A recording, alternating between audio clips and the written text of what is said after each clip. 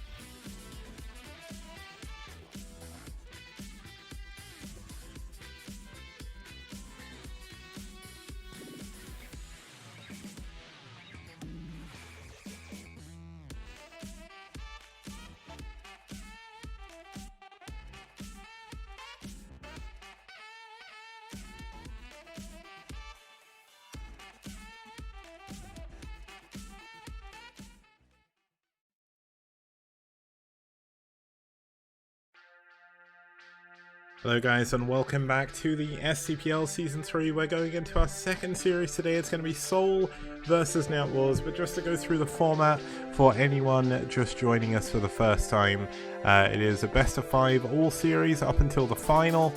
Set 1 to 4, all the games are played at the same time and the lineups are announced in advance.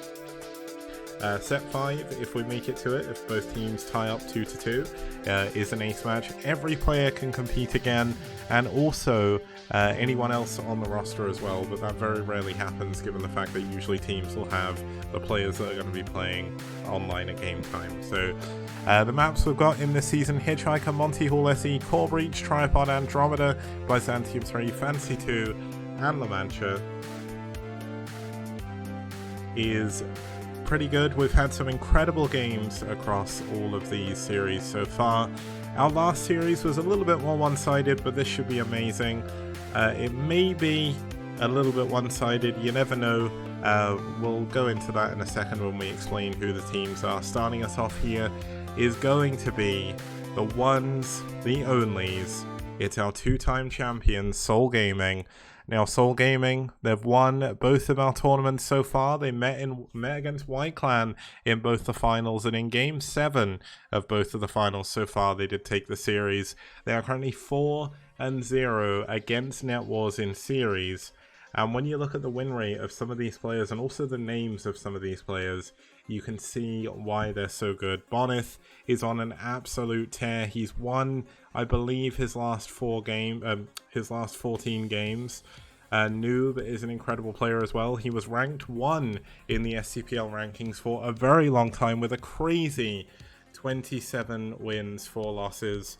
Soma coming out for SouL as well, a close friend of Castamuse. He got him playing in the STPL as well. And of course Scan, the ranked 1 player in the STPL overall, a fantastic member of SouL and a really, really good player overall. And their opponents is going to be NetWars. NetWars have got some incredible players as well. They haven't had the best of luck against SouL, but they've had very, very good results across the STPL this season. They're doing very well. They took down White Clan in their last week in the tournament last week, and their lineup is equal. But maybe you could argue that it's not as good, but genuinely the players they've got are incredible. Kogut is on a 13-0 win streak. Zero is doing pretty damn well as well with a 50% win rate. Yeti is an absolute monster in the STPL. Many people write him off because he doesn't do as well in the BSL, but genuinely Yeti is a very strong Protoss player when it comes to best of ones and really cool maps. And then Zoom, he's a brand new player to the NetWars roster. He's a member of the ZZZ clan with Zero. I don't really know too much about him. He did lose his first game last week, but it wasn't a big deal. So the other thing to point out as well is Kogut. Well, we'll go into this in a second. That's fine. But the matchups we're going to be having today, it's going to start with a PvT. We're going to have Bonith versus Kogut as game number 1, which is crazy. If you care about the foreign scene whatsoever in Brood War, you will know both of these players incredibly well. Where they're going to have Noob take on Zero, Mr. Bombastic against one of the highest ranked players in the STPL should be interesting, not sure how he's going to do that. Then we're going to have Soma versus Yeti in a ZVP, that's going to be interesting. And then we're going to have Scan versus Zoom. So there's not a single mirror matchup in this series, so that's pretty damn good. But SouL definitely with a stronger lineup, at least statistically, at the moment. But it's best of one, anything can happen. And I think it's all going to start us off with this first game. Now for SouL in game number 1, it's going to be Bonneth. Bonneth is an incredibly strong player. He's won his last 14 games in a row, which is just completely, frankly ridiculous. It is crazy that he's managed to do it, but he's at 28 wins overall currently, which is really high up. And he's got a 71% win rate overall, a 66% win rate against Terran over 15 games, which is just ridiculous. And just overall a really, really strong player. He's breached the top 10, and I can't explain it anymore, but genuinely really, really, really good. And his opponent fighting for NetWars is going to be Kogut. Kogut, the second strongest Terran player statistically in the STPL, rank 2 overall. He's currently at a 13-0 win streak as well. Very, very good. Like, absolutely amazing. Kogut's such a good Terran player to watch. He's got an 84% win ratio over 44 games. That is crazy. Not only has he played a ridiculous number of games, he's won most of them. He's only lost 7 games in 44 weeks. How does someone do it? Who is going to be the player who ends the other player's streak here? I am really excited to find out. We've got some other stats I'll go into when we get into the game, but let's have a look at the map they're going to be going on to. We're going to have Fancy 2 as the map. Now, if you don't know this map, it may look very strange, and that's because it's actually 4 separate maps. In the top right, you have the Nostalgia Spawn, which you may remember from the Frontier League remastered ladder, but it was a map from back in like 2006. Down in the bottom right, we have Ride of the Valkyries. Bottom left, we have Sin Gamer Go On. And in the top left, we have Legacy of Char. So it's a mix of 4 maps. Now, you would think on a gate or on a map this strange, the games would be super fast, but we've actually had relatively longer games on this map. So I'm looking forward to seeing it. Protoss so far has had the edge, but is Kogut going to be able to pull it back? Kogut actually being the only Terran who's won on this map so far as well. So Kogut got a little bit of an edge here, at least statistically. Let's get into game number 1. It's Bonneth versus Kogut.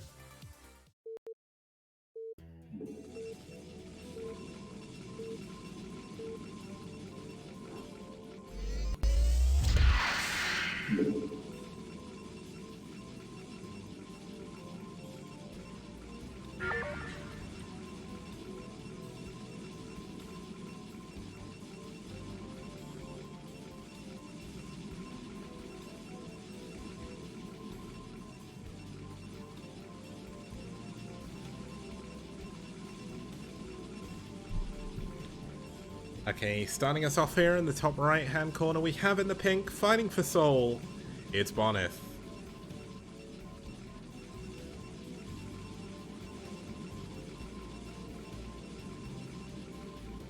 And his opponent spawning down here at the bottom left, fighting for NetWars, it's the Polish powerhouse himself, it's Kogut.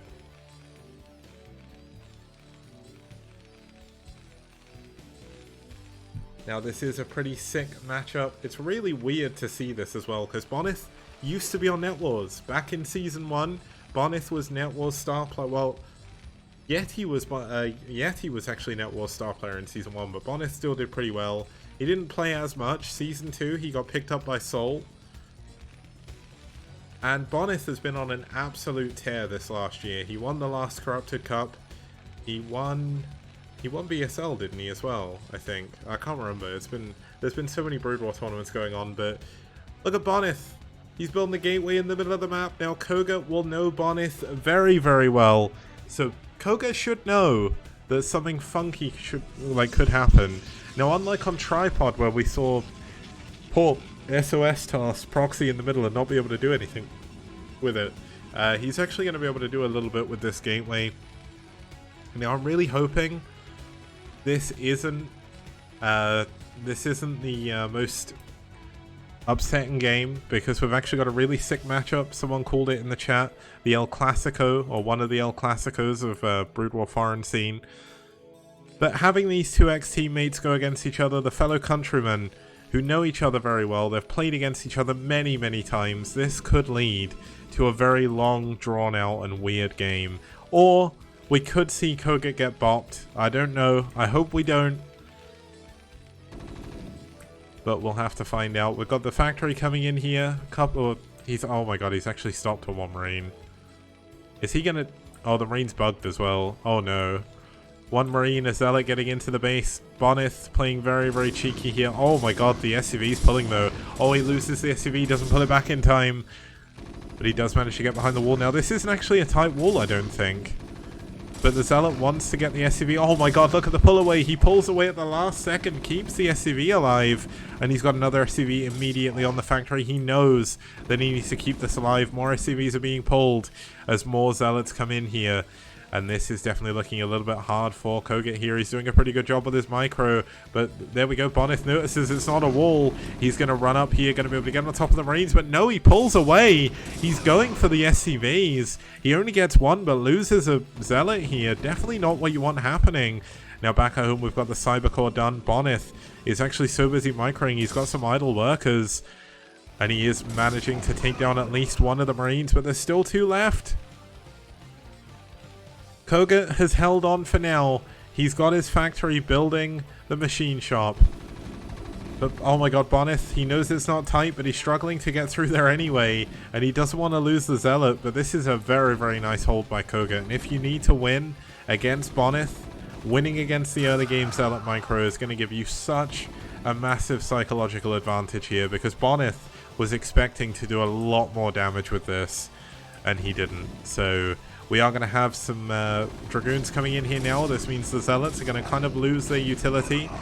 But the Marines are very heavily damaged, so he is going to be able to clear up this... Well, he's going to be able to clear them up with the Dragoon. But even then, Bonneth is playing very safe, pulling back. And he is going to go into a Robo. So there we go. It's going to be a Reaver coming in here from Bonneth. Now, on this map, this is actually probably the best spawn to have against Reaver play. Maybe the top right is a little bit better. But most of the other spawns have a ton of airspace around them, whereas this one doesn't have that much. Now, the first tank is coming out. Looks like Kogut getting ready to push down. He's done a little bit of hull damage there on Bonneth's first Dragoon, so he is going to push and see if he can make his way into the middle of the map. Although it looks like he is going to stop now and just expand. But he is going for mines behind this, so he is going to get ready to at least move a little bit forward, I would say. SCV out the front, keeping an eye on the Dragoon count. Going to be building a bunker as well, so it is going to be a defensive FD here. And Kogut is going to hold with a slight advantage for now, which is pretty damn good. But this is Bonneth. Second gateway coming in. No expansion in sight for him, as he's going to get ready to build the robotic support bay. And oh, it's going to be the observatory, actually. I guess he's kind of forced to go into observers to deal with the mines. But the mines are up, and this means these Dragoons are not going to be able to push back into this bunker unless he wants to do some crazy Bisu level micro. It is Poland versus Poland. They will be playing on turn rate 24. So let's see if Bonneth wants to risk it. But obviously when you're behind anyway, trying to risk going into those mines would be very, very difficult. Now there is a Robo coming up here, but there's still no support bay. Here we go, finally the support bay coming in. I almost feel like this is a little bit mistimed, but Bonneth is a much better Protoss player than I could ever understand, so he's probably timed it. Yeah, so it looks like the Observer will finish and then we'll get the Reaver. Yeah, Bonneth definitely doesn't want to risk getting further behind by pushing into these mines. I mean, if he manages to break it, it'd be amazing, but we've got Kogut going for a dropship himself. If he knows that it's going to be Reaver, which honestly, anyone against Bonneth should know. I mean, Bonneth is Reaver man, Reaver into carriers all day, every day. He will be able to build a Wraith and then help out against the shuttle. But it looks like He is going to go into an engineering bay to be safe as well. The dropship is going to force all of these Dragoons back home. Now, he didn't actually see the drop, so he doesn't know it's coming in. He's going back to try and stop this SCV, so he's not going to see that Bonneth is expanding. But Bonneth is not going to know about this drop until the last minute. Looks like the Dragoons are going to come up the ramp at the exact right moment. Oh, but the mine... Oh, the mine exploded on itself. Koga going to get into the middle line. He's killed 2 probes so far. 3. Is he going to get 4? 4, 5, 6, 7. Oh, only 7 probes. That's actually not the best drop. 8 probes. So he does manage to get another one. Now, did Koga see the robotic support bay? I don't think he went far enough down.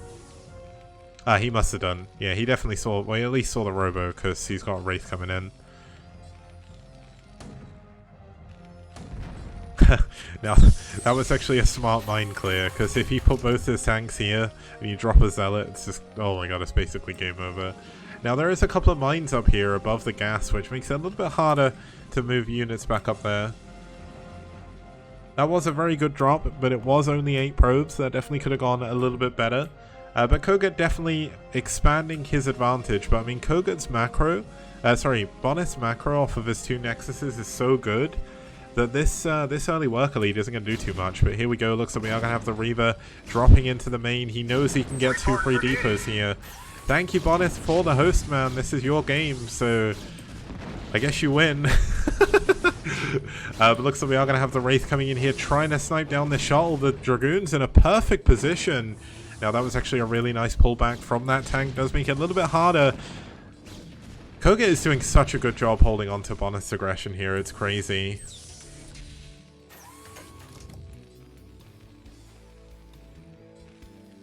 Now, looks like we are going to have the Reaver still continuing to push in. He is going to be able to drop on top of the tank, most likely. No, he's going to go down into the natural expansion here.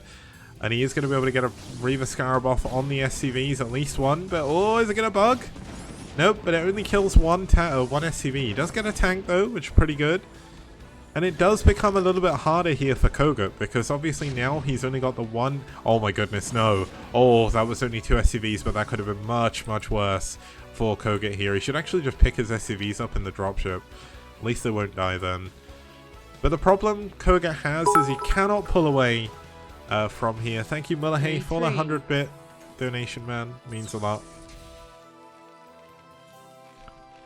Now we've actually got another command center, 3rd command center coming in here. Now this is a very risky drop. He's going to drop on the... Oh, he loses his Reaver. He gets the tank, but he loses the Reaver. That's a massive problem. Now there is an observer in the main base, but Koga is in an incredible spot right now. He's killed the only Reaver. Yeah, Bonneth is going to have to build another one, but he doesn't have a shuttle to send it back in. That was very, very risky.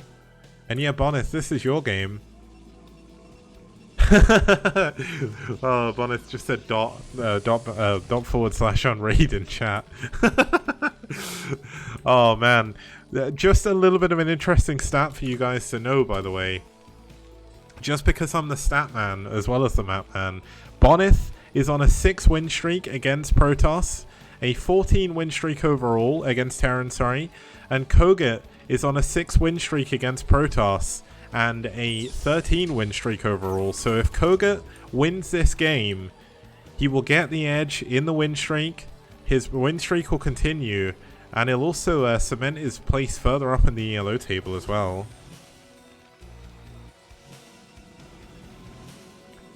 So whoever loses this game is going to lose a ridiculous win streak, by the way. It's kind of crazy.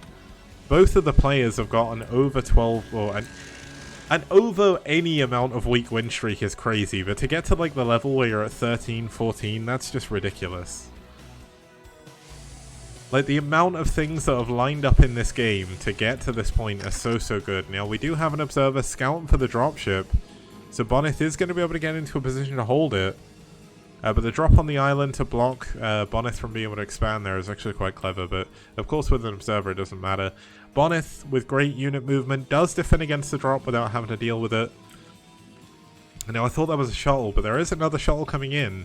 But Koga with his third base on the high ground, very easy to defend this, given the ramp does go into his own natural. But let's see what the shuttle can do. There's no units up here to defend this. Oh, that's a good Scarab. The Wraith coming in here. There is a Dragoon here, which will push the Wraith away. But the Reaver should be able to clean this up now. Where is the dropship? Did the dropship come back home? Oh, the dropship's over here at the third base. Looks like the tank is going to get targeted down by the probes. The Reaver is still alive over here, but oh no, this is actually bad. He's not going to be able to drop out the Reaver. Oh no. Oh, the Wraith goes down. Nice target firing by Boneth to do that. He keeps his Reaver alive as well, which makes this even better. Now, Koga is in a great position, but the unit count and the worker count is still very, very similar. Oh my god, 4 kills on this Reaver. Oh my god, okay, that was lucky. Only a single SCV going down. He still continues to hold his worker lead. Both players do now have a third base. And the way this game is looking out is amazing. Now, if we look back at the Protoss bases, we've got a Forge coming in. We've got +1 air attack. And we've got a Citadel, double Stargate, and a Fleet Beacon. Now, Koga, in this game, has not built his academy yet.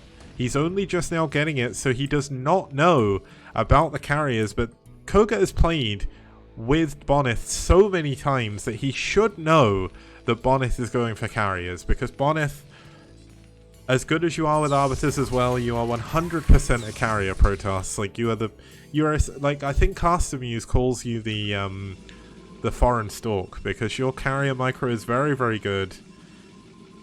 And the thing is, Koga, because he plays a lot of ladder, because he plays against you a lot, has played against carriers a ton. Now, Radley pointing out in the natural there's only 1 SCV on gas. This is definitely a big, big problem, because it means his unit count, his factory count, is going to be much, much lower. This is a problem that I run into a lot when I'm playing ladder and stuff. I just always forget to put units in gas. Now the Reaver going to come into the main base, and Koga is looking like he's in a bit of a rough spot here. There's no... Oh, only losing 2 SCVs. Koga actually with a really big worker lead right now, by the way. 6 workers, even in spite of losing so many. But a second Wraith is coming in here. There's a Goliath, but it's not going to kill the shuttle. That's a little bit unfortunate. And Boneth is going to get away again now. Looks like Boneth is getting ready to expand to the bottom right-hand corner. We've got Vultures trying to block off the top left. Now, when we look at the architecture of this map, you have to wonder, where is Bonnet, or where is Koga going to get his third gas? The third bases on this map are mineral only. You can see that here. You can see that here. You can see that here. And you can see that obviously in Kogat's one as well. Where is he going to get Goliaths? Where is he going to get the gas from Goliaths? Is he going to go Cloak Wraiths? Even with Cloak Wraiths, you need a gas economy, and a third base with a gas is so far away here for Koga. Now Boneth, he's got 2 base gas economy. That is enough to support carriers, at least momentarily, given the fact you mainly spend minerals. So mineral only, getting this 4th base would not be a bad move. Now, Koga does see this base coming up, so he knows he has to go and do something.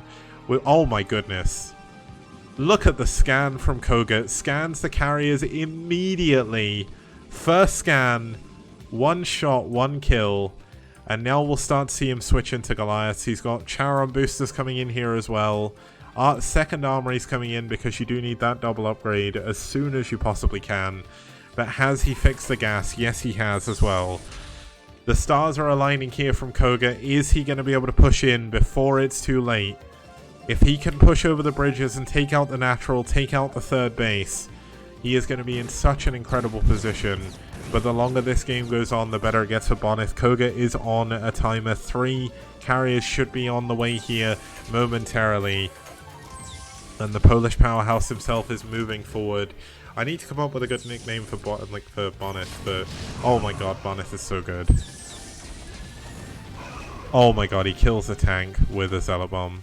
So good.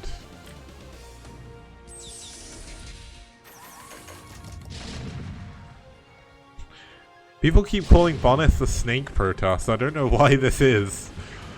But, okay, so Koget sees where the carriers are. He knows there's 3. He knows they don't have many interceptors right now.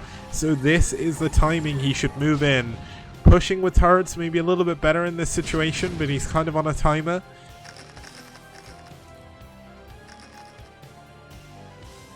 Now there is a Nexus down here in the bottom right coming up, but that's not the biggest deal right now. As long as Koget can move forward with his and get his Goliath count up high enough to do something. Now +1 attack is all, oh no, his +2 attack is almost finished, which is what we're waiting for.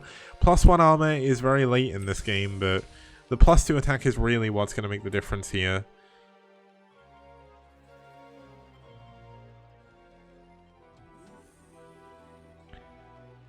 Apparently the whole of NetWars calls Bonneth a snake. Oh man, I wonder if that's because he abandoned you guys. But let's have a look at how this is going to go. The Goliath count isn't super high just yet, but neither is the carrier count. There's only 4. And Bonneth has Koget has a ton of units here. But the problem that Koget has is he can't get on top of the carriers. He's doing his best to push forward, but we're going to have a lot of units coming down here. Let's actually switch to the cool view where you don't have any information, so we don't know what's exactly going on. But even supply as we go into this engagement.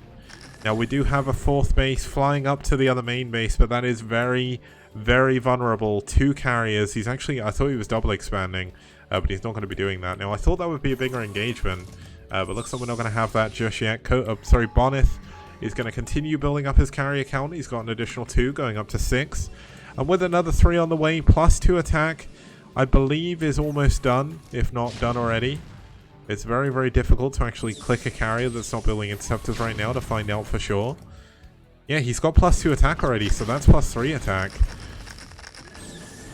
Now let's see how this engagement is going to go. Looks like both players just teetering around the edge here, not really wanting to go for this, but looks like the Goliath's going to get on top of the carriers. The Dragoons in the back going to be doing a lot of damage to the carriers. The Zealots running up on the tanks. But there's a ton of Vultures here. But it just feels like there's not enough Goliaths. But one of the carriers goes down.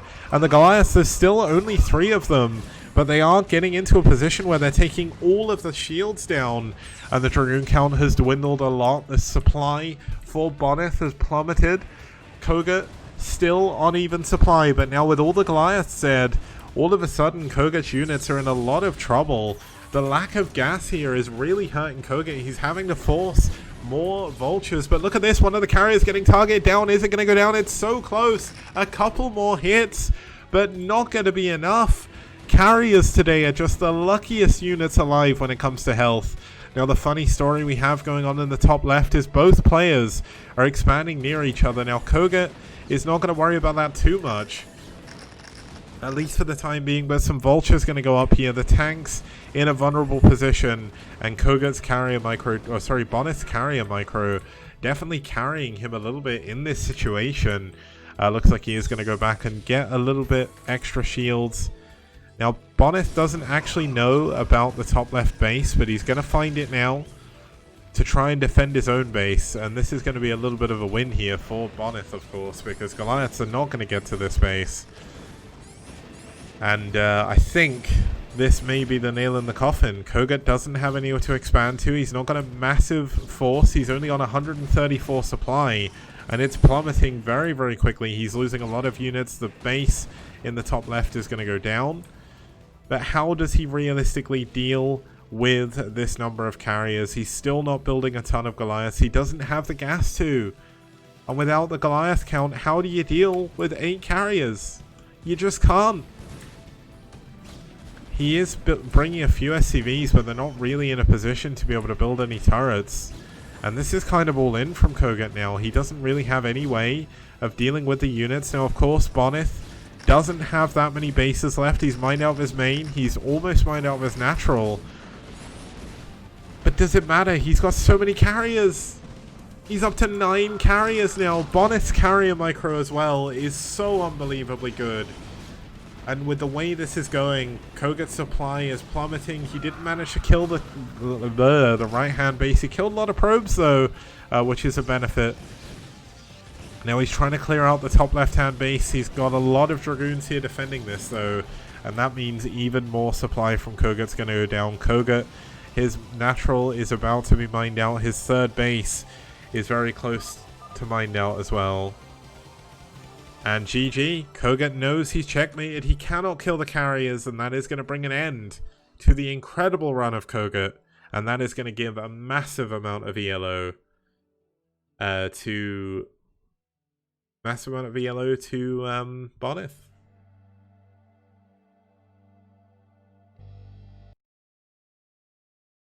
Now that was definitely a good game to start us off. Of course, Bonith doing what he does best, winning the game. I must admit, I thought Koget had a better chance there. It looked good, but then every single engagement that happened, Bonith handled it perfectly. And just without gas, without a third gas base, Koget couldn't do anything about the carriers. He didn't have enough turrets. He couldn't push with turrets because he was on a timer. And that would be the end of that game. So we'll be back in just a couple of minutes for game number 2. STPL Season 3. Yeah. STPL DAS. Bio TVP. Wow. No problem. We got dragons to defend. Yeah. STPL DAS. STPL DAS. Mass Scout. Oh, I'm so afraid. We got Hydralisk to defend. Yes. STPL. Fantastic production, fantastic casters, fantastic prize pool, only in STPL. Outstanding. Rock and roll.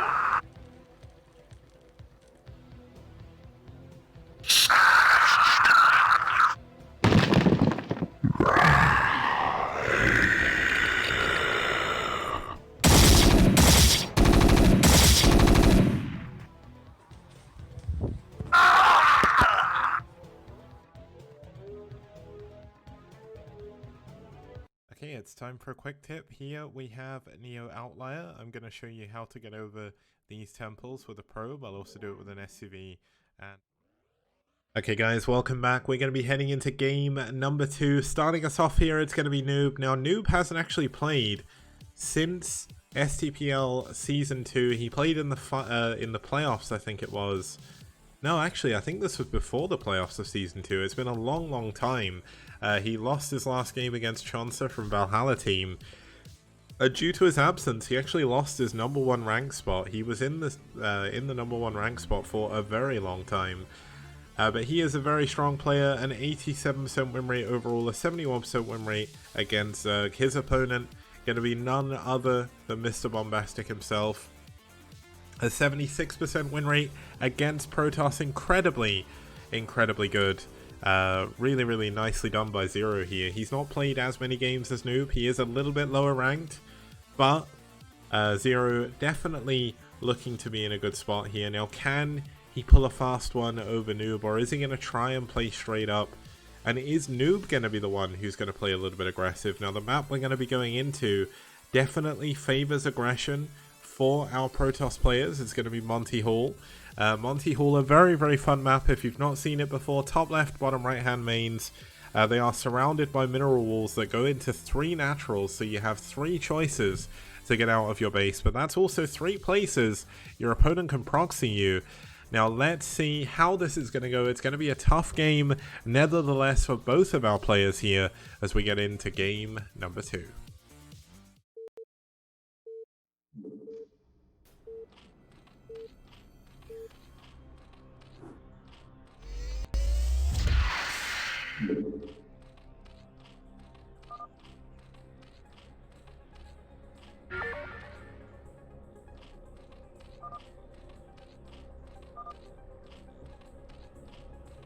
Okay, starting us off here in the top left-hand corner in the blue, fighting for NetWars. It's Mr. Zero, Mr. Bombastic himself in the blue.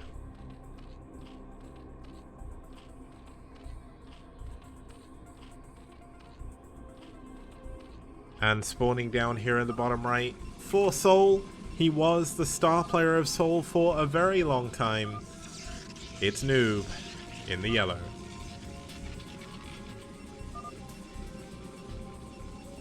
Now, just as we get into this game, I would just like to say once again a massive shout out to our sponsors, Liquipedia, not NetWars, Matrino, and an esport fund. All three of them incredible companies, all supporting the STPL, helping to make the prize pool as big as it is.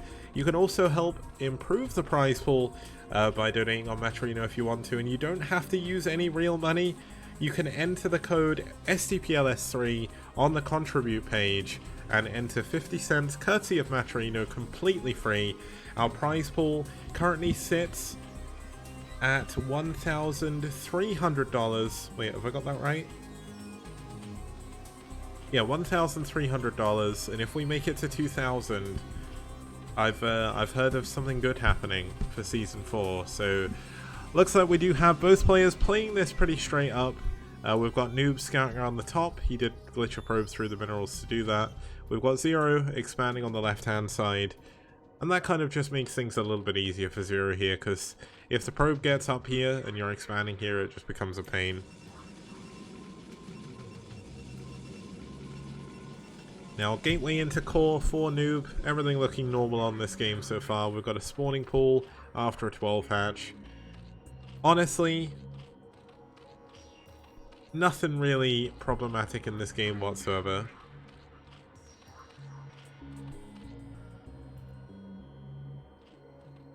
And it looks like this is leading into being a pretty interesting game. I mean, I know we're just starting off here, there's not really too much going on. But we do have Noob going for a proxy up here. Now it is going to be a proxy robo. He's actually going to go for a PVT build here and go for a proxy Reaver most likely. Now that can actually cause some problems. Now, is Zero going to scout this? I don't 100% believe that Zero is probably going to check that base. This could be a very quick game. We've got Zero going for 3 hatch. He's expanding to the bottom left hand corner. Now realistically, that's the best place you can expand when you're up against a Reaver. But what units does he have in his main base to defend? He has no Hydra Den, he's got no lair anywhere in the near future, and he's basically going to have Lings against a Reaver, and that's not where you want to be. Now, we've not actually added anything else to this proxy just yet. We're finally having the shuttle coming in. Is he going to go Reaver? I feel like he should just go Reaver, right? Yeah, he's going to build the supply support bay. Now we do have a lair coming in. Now if he can get Scourge quick enough, if he goes immediately into a Spire, even then it'll be a little bit too late. His lair isn't done. The support bay builds incredibly quickly. I think the support bay might be one of the fastest building buildings in the entire game. It finishes very, very fast. So this is going to be a race against time here. The lair is not done. The Reaver is about to start. There's still no Hydra Den. I think this could just be a build order loss. The Hydra Den is coming in. But yeah, I just don't think he's going to have the units to defend this. Look at this, the shuttle's even going to bring 2 zealots and a probe. Now this does tip him off that there is a shuttle, which is good, but even then, I don't know if he's going to be able to hold on to this. Are the 2 zealots just going to end the game? He's got no units. He's got no units at all. He's building Lings. He doesn't have range, he doesn't have speed. He's got a lot of drones right now, which is obviously pretty good for him, but he just has nothing to deal with the Reaver. The Reaver's in the shuttle now, it's coming in. And I think this is just going to be game over.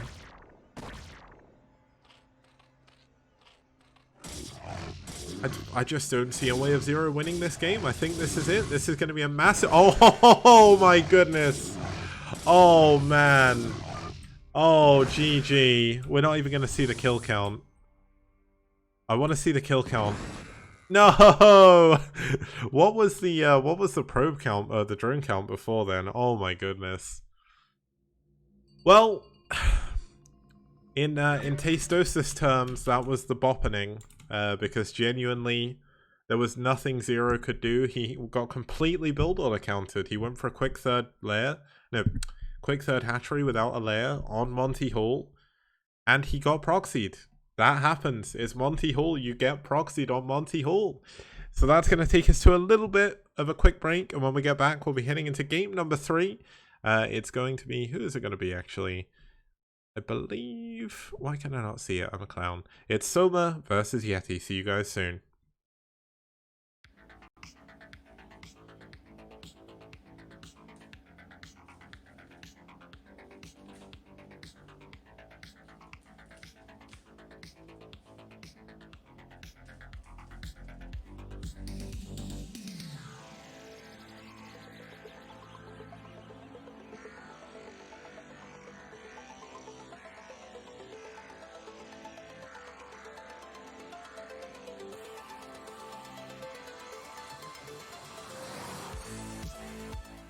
And people like Kix, for example, who has an encyclopedic knowledge of every map that's ever been released on StarCraft. And he's a map man! Skibidi on did it. Skibidi on did it. Skibidi on did it. He's a map man! Ba-da-ba-da-ba-dee da ba-ba-da-boop. Ba-ba-ba-da-boop. Bee-da-ba-ba-da-boop. Ba-ba-ba-da-boop. Everybody plays one way or the other, so check out my message to you. As a matter of fact, I don't let nothing hold you back. If Kix can do it, so can you. Gooba-dooba-dooba-dee-da-ba-ba-da-boop, ba-ba-ba-da-boop. Please don't listen to him for maps. yeah.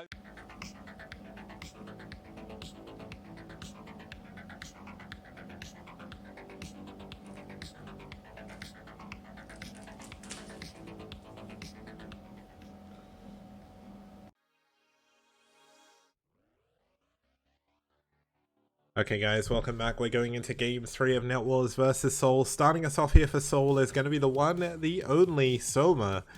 Soma, an incredibly strong Zerg player at the moment, arguably even the best Zerg player in the world at this current time, outside of Zero maybe. I guess Zero is the best current, but Soma's definitely up there. He's really, really good. He's only played 2 games in the STPL. One of them he beat Marwin, the other one he lost to ZVZ to Killer.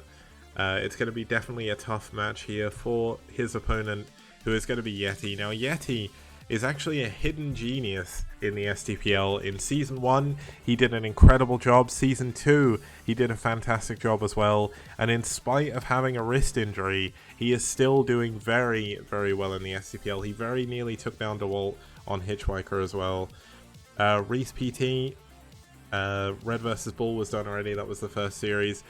But Yeti is definitely a sleeping success here. He may not do as well in solo tournaments, but in best of ones, Yeti is king, as you can tell from his crown, from getting those 25 wins. Yeti, a very good player. Don't sleep on him.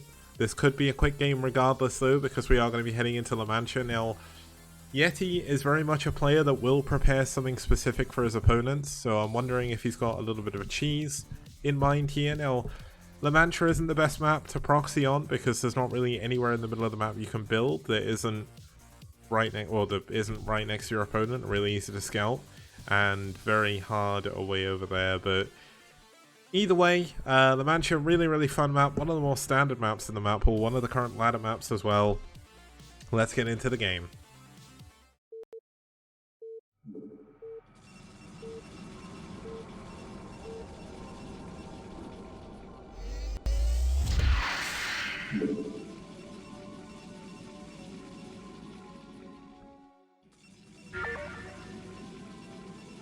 Okay, the game has begun, and starting us off here in the top left-hand corner, fighting in the red for NetWars, it's Yeti.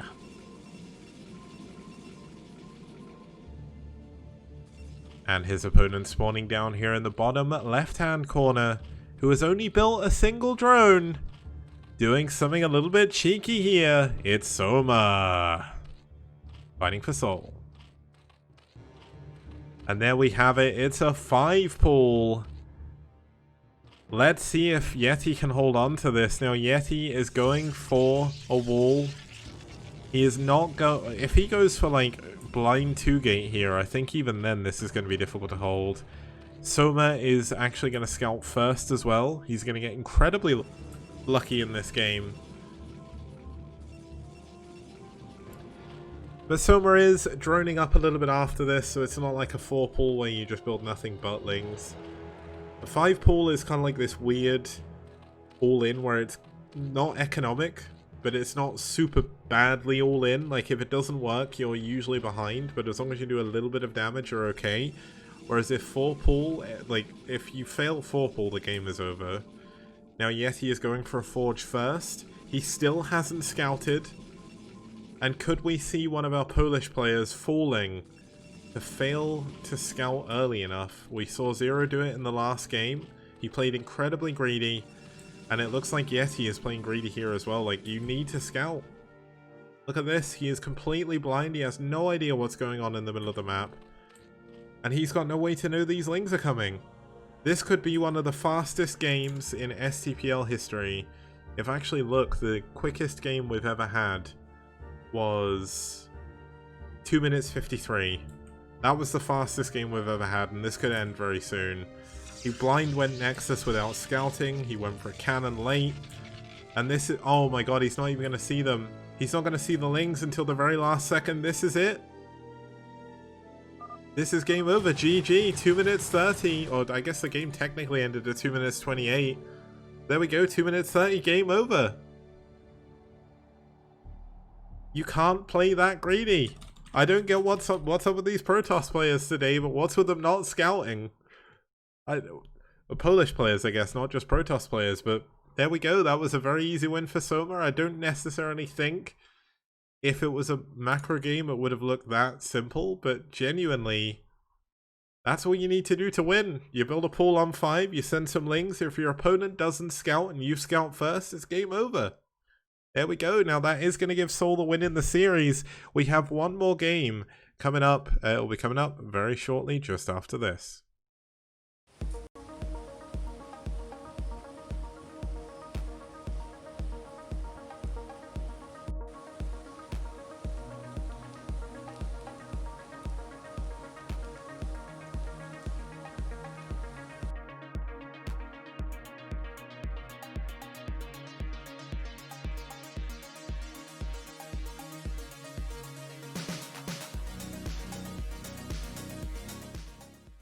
Toss a coin to your content creators, oh valley of plenty, oh valley of plenty, oh. Toss a coin to your content creators, a friend of humanity.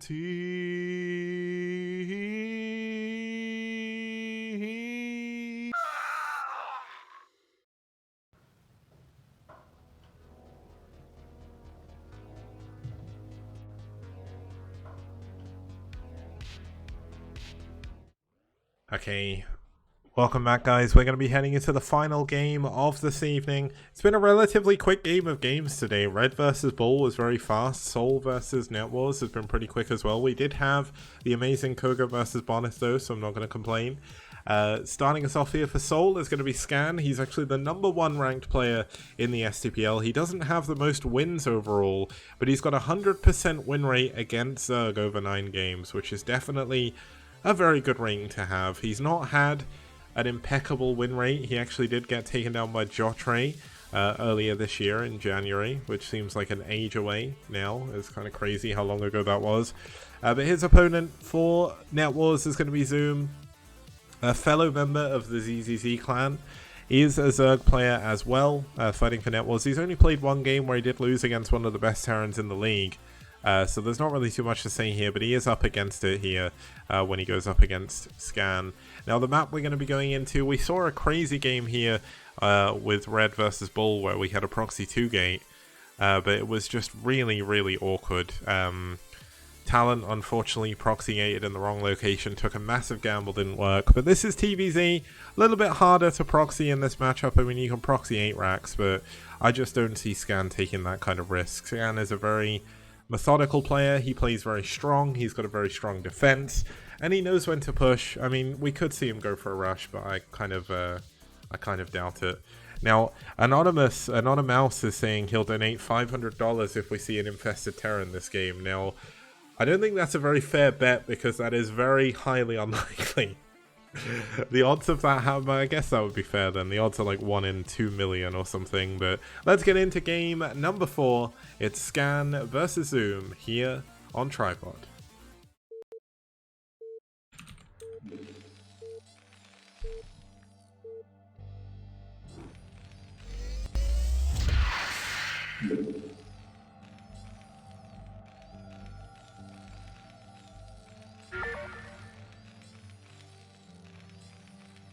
The game has begun, and starting us off here in the top left-hand corner, we do have the Orange Terran fighting for SouL. It's the number 1 ranked player in the STPL overall. It's Scan.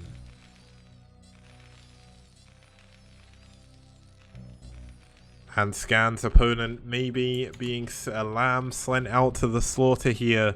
Fighting for NetWars, it's Zoom. Now, is Zoom going to be able to pull something off here? Is he going to be able to upset the number 1 ranked player in the STPL? We'll have to find out. Anything is possible in a 1v1, and we've seen some crazy upsets throughout the STPL, so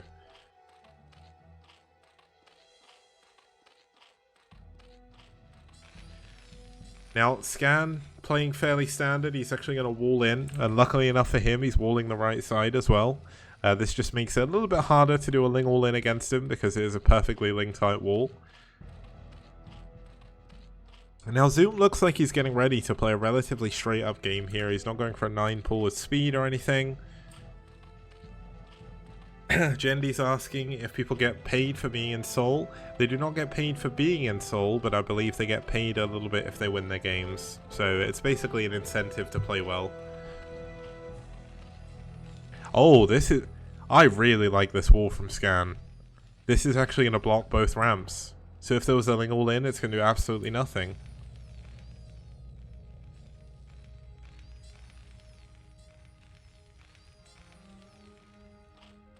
Now Reese saying that's why Scan left SK. To be honest, he probably did the right thing. SK were really dodgy.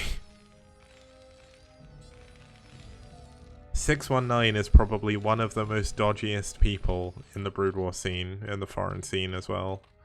Luckily enough, he's not part of it anymore. Yeah, Radley pointing out that Marine would pop outside the base, but at the very least, he should be able to. Like, there's going to be no Ling all in here anyway, so it doesn't really matter. Producer Unknown asking how much people get paid for being on SouL for winning. That is a question you have to ask Fujikura if you're interested in, and he'll tell you if he wants to tell you.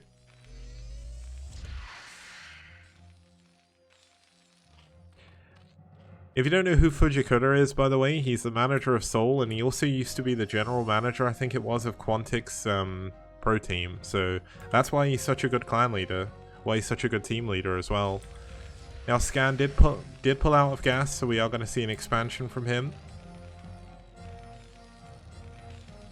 Now we do have some Lings coming in here, but they are going to do absolutely nothing. The Overlord is going to see the wall as well, so he's just going to pull those back.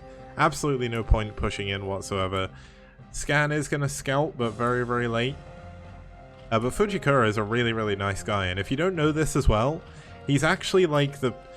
He's almost like the general manager of the entire South American Brood War scene. Everyone goes to him for everything, it's crazy. He is so busy with Brood War stuff all the time. Like, he helps people all the time with everything. Now we've got a Spire coming in here from Zoom. So Zoom is playing pretty much straight up, which is really awesome to see, because a lot of people, they try and gamble, they try and go for some crazy all-in and it doesn't work. And then it makes them look terrible. Like, if you can go into a macro game against someone like Scan, and you can make it look even relatively even, that's a win for you. Like, the amount of times I've seen people get a little bit too scared, I think, of playing against certain people, they'll just completely throw the game away, and it just makes it look so much worse than the situation actually is. Like, yes, there is a skill differential when you look at someone like Scan, and to be honest, I don't know Zoom very well, so I'm not really sure. But genuinely, it's not as bad as people propagate in a lot of cases, especially in like a best of one. Anyone can win. Cat's poor in chat saying, not me, he looks terrible in playing standard as well. Oh, don't put yourself... Oh my god, look at that pick off. Zoom with very nice link micro there, getting that vulture. The second vulture coming in. There's a sunken here. Not going to do anything. Zoom is doing everything he can. And it's doing pretty well so far. Now we're going to have a 2-hatch muteless play coming in here. It is a little bit low economy. He is going to be on 3 drones as natural, which are going to be in gas. But the question is, after the initial mutelisks, is he going to add more drones on, or is this going to be a full all-in? Now, Scan isn't quite ready for 2-hatcher and muteless yet. He doesn't have his engineering bay done. He doesn't know it's coming either because he's not been able to scout. Lings are going to go around the other side. Now, if they can get into the natural and kill any turrets, that is going to be very, very good. Now, we do have a single turret coming up in the main and 2 turrets coming up in the natural. Now, where is Zoom going to fight? Looks like he's going to go towards the natural here, and he is going to get there just before the turrets finish. Missed timing on those turrets by Scan is definitely not something he's probably used to. But oh, the repair coming in completely hot here. And then, oh my god, he needs to find the muteless away. Losing 2 muteless here. A little bit unfortunate. The turret does hold on. Perfect repair from Scan coming in, by the way. That's very difficult to do. Now, Zoom is adding on more drones. He's actually adding on a ton of Lings as well. So he is going to still continue this all in a little bit. Now, Goliaths in low numbers are not actually that good against mutelisks. It looks more dangerous than they actually are. Like, you see when they fight, they don't do any damage. We do have +1 attack coming in though, and that's actually going to help them quite a lot. Now, Zoom is going to clean up this Vulture outside the base. This is going to open the way to getting some Lings into the main base here. Now, if he can push Scan into the main, into the natural even, and go into the main with a ton of Lings, maybe he can make a miracle happen here. Now, looks like Zoom is going to go the long way around with all these Lings, which honestly is a little bit of a mistake maybe, because you want to get in as quick as you possibly can. The longer the game goes on, Scan is going to continue to add more and more Goliaths. But while this is going on, Scan is actually opting to kill all the eggs. Now, this makes it a little bit easier to counterattack a little bit later on, but it also gives him the ability to get around. Now, Zoom is still on 15 drones. He is still all in, and he still needs to find some damage here, but the pathing on this map does not make it easy to go around the edge like this. It looks like we do have 9 muteless now. Sorry, that's 10. Yeah, 10 muteless now. Now, a Marine is actually going to come out here and scout this as well. Oh my goodness. Scan is so good. Look at this. Scan was getting ready to go the right-hand side. And because he scouted it, he's pulling everything back. This counterattack is going to do absolutely nothing. Now, it looks like he is going to try and get in. If he can kill the Goliaths, he still has a chance of winning this game. There's not actually that many. They do have +1 attack though, so the muteless are dying incredibly quickly, but the Lings are doing so much here to the Goliaths, but there's just so many of them. He doesn't have enough units to break this, I don't feel. And the muteless are getting closer and closer to falling. The Goliath count continues to grow. And there we go. It looks like this is going to be it. A little bit unfortunate for Zoom, but Scan coming in with the repair once again.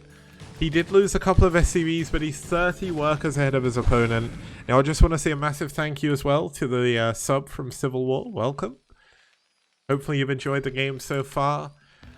But I think, unfortunately, Zoom is probably throwing away the game here. This is the kind of thing that I mentioned before. Now, Scan is actually... Oh my god, Scan is miss-targeting, but he immediately targets on the Muters. The Lings are going to get in and do a little bit of damage to the Goliaths at the very least. But there just is too little too late here for Zoom. And he's going to lose everything. He's still on 15 drones. There's no third base. GG. Zoom taps out. And Scan wins game number 4. So that is a little bit unfortunate, but Scan played that perfectly. He went for a build that would counter muteless play. Zoom went for muters. The good thing is Zoom didn't try and go for a 4-pool or anything, but... I mean, that was a little bit unfortunate, of course, but, I mean, NetWars won against White Clan last week. They won very well. It's just SouL They just want, like, 2 of the wins for SouL were actually just build order wins. Like, that's how it goes in a best of what? It can happen.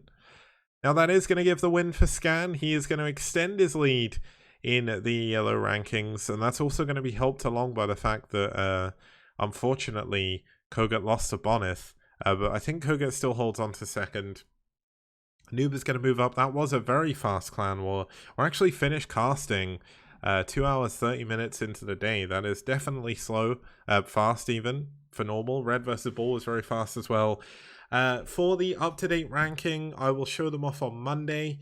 I will show the for the player rankings, I will post them to FakeFin so we can update the player stats this weekend. But the team rankings I need to fix because currently SouL are showing as still winning a series, which they of course haven't done because they have lost. So, or they have left, sorry. Let's have a look at the results and then we can go from there. Once again, a massive shout out to our sponsors, Maturino, Liquipedia, and Esport Fund for being so damn fantastic. But here we go. 4-0 sweep here for SouL. Bonneth versus Kogut was the closest game. A really, really fun game on Fantasy 2, actually. If you did miss that, I would say go to have a look. Noob versus Zero was a complete build order win. Zero played very greedy on Monty Hall and got punished by a proxy Reaver. Soma went for a 5-pool against Yeti, who was trying to play greedy as well, and got countered and died in the quickest game in STPL history by 23 seconds. So, just to go through this quickly, the shortest game ever was a PvP between Grast and Castle on Sin Peaks of Bakedo. That was back in Season 1, and it was 2 minutes 53 seconds. But that game was 2 minutes 30, so he managed to beat the record by 23 seconds. I don't think it's even going to be possible to be able to beat that. I think that's probably going to be the fastest game ever for a very long time, unfortunately for Yeti. But Scan beat Zoom in the end as well. Zoom tried to play a little bit well. He played straight up early game, and then he went for a mass all-in of 2 Hatch Mute, and it didn't work. So that's how the cookie crumbles.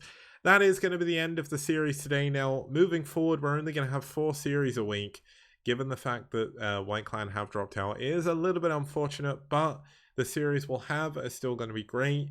Next week, let me just tell you what we have coming up. Where are we? It's going to be week 5. We're going to have Ash versus IRK, which should be amazing. We'll have Red versus EF, which should be good as well. VT versus SouL. NetWars versus Bull. And both Rev and DM will have a bye. That's due to the round robin format and the fact that White Clan have dropped off. But the good thing is, in week 8, because White haven't had their bye yet, we'll actually have a full week. So either way, it is sad that White Clan dropped out. If you did miss the